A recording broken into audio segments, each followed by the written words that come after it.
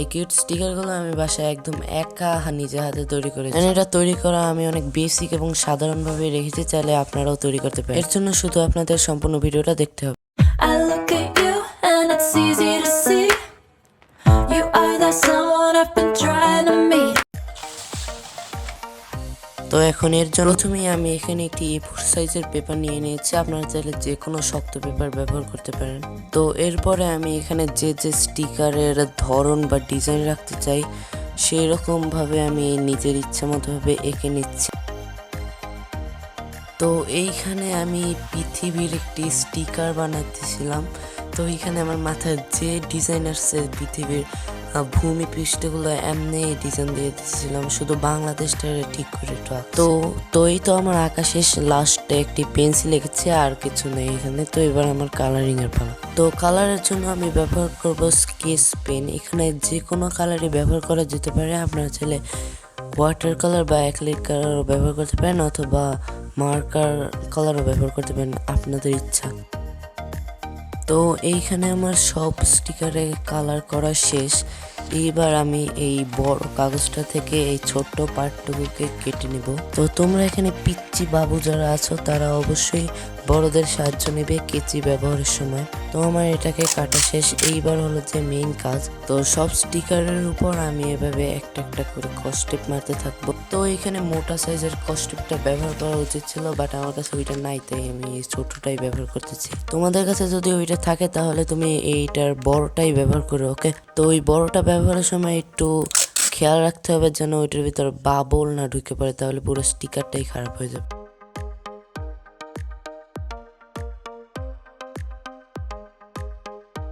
তো এখানে একটা পোপাট হয়ে গেছে। আমি এখানে টেপ লাগানোর সময় একটু বেশি জায়গা রেখে দিয়েছি। তো এটা ছেঁড়ার জন্য আমি একটা হ্যাক ব্যবহার করছি, মানে ছেঁড়া না, খোলার জন্য। দুই পাশে টেপ ধরে অনেক জোরে টান দিলে টেপটা নাকি উঠে আসে আর কাগজ ছিঁড়ে না। তো আমি ট্রাই করলাম, হ্যাঁ এটা কাজ করে, তোমরা বাসায় ট্রাই করতে পারো। তো এই তো আমার সব স্টিকারে টেপ লাগানো শেষ, আর এখন হলো যে কাটিং এর পালা। তো কাটার পরে দেখি কি করা যায়। তো এবার এই বড় পিস দিয়ে সব আলাদা করে নেব। তো একে একে এরকম আলাদা করে তারপরে কাজ করতে হবে। তো এই তো আমার সব কাগজগুলো মানে স্টিকারগুলো কাটা হয়ে গেছে। তো এইবার এগুলো রিয়েল শেপ দিতে হবে। তো এইখানে আবার খুবই সাবধানে আমি বলে দিচ্ছি যে ছোট যারা আছো তারা অবশ্যই বড়দের সাহায্য নিয়ে কাজটা করবে।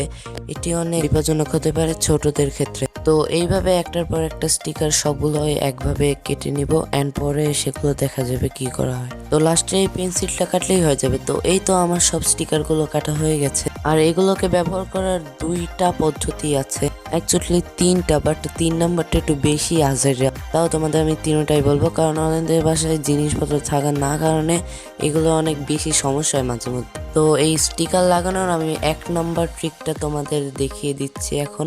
তো এই 1 নাম্বার ট্রিকটা হলো গিয়ে টেপ নাও, যে কোনো টেপ না, এই পানি টেপটা নিয়ে একটু স্টিকারের থেকে বড় সাইজে কেটে স্টিকারটার উপরে এমনভাবে লাগাও যেন স্টিকারটাকেও দেখা যায় আর টেপটাকেও না দেখা যায়।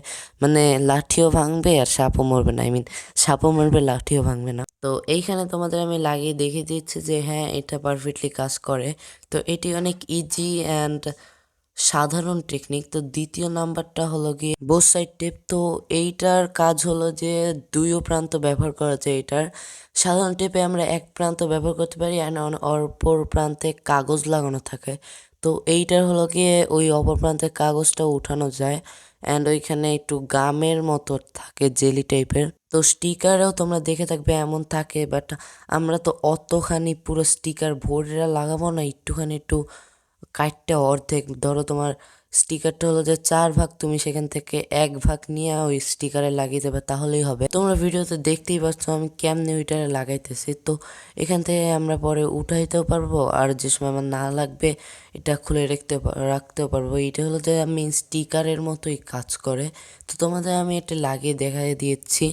তো এই আয়রন ম্যানটার ছবির উপরে আমি এই পৃথিবীর এইটা লাগাবো, কারণ এটা একটু রিলেটিভ, মানে সুপার হিরো পৃথিবীরে বাঁচাইতে এসে ও হো হো এমন একটা কিছু একটা, তাই আমি এখানে এটা লাগিয়ে দিলাম।